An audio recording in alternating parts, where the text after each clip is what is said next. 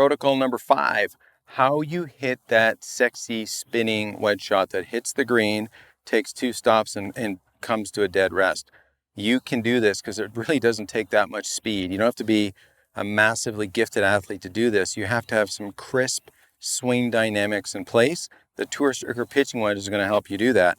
So take notice of this particular swing right here. Structured lead arm, narrow stance, measured radius, which is the arms and club unit tapping the grass right there.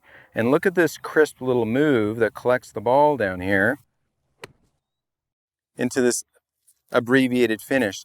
The crispness of that, based on a centered strike touching the ball, here's the keys, centered strike touching the ball before you touch the ground. If you touch the ball before you touch the ground with a little bit of forward shaft lean, you get a little bit of downward friction that really rips the cover of the ball into a spinning condition. That's how pros really hit that zippy shot that's really sexy. What most of you do out there, you don't touch the ball first. So to hit this shot, let's talk about these elements. I want you to look at what I'm standing on. I've got a T-square here. I've got my narrow stance with the ball forward in my narrow stance. And as I hit that shot, and I'm enjoying that kind of more of a piercing ball flight, notice where my buns are relative to where the ball was. I'm rotated, my buns are ahead of the golf ball. My swing took on this rotation and relocation. And that relocation, what does that do to my hands? It moves my hands fractionally forward. That adds a little bit more insurance that I'm going to touch the ball before I touch the ground. For those of you that hit those pitch shots that kind of land and just kind of roll through the green, I can almost guarantee that I'm seeing a behavior that looks like this. In fact, I've got a shadow here to help me. I bet you I'm seeing a pelvis that kind of meanders over to the right, and then we don't really get in a place that allows us to crisply touch the ball before we brush the ground. So the elements of doing a great job to really hit that spinny pitch shot.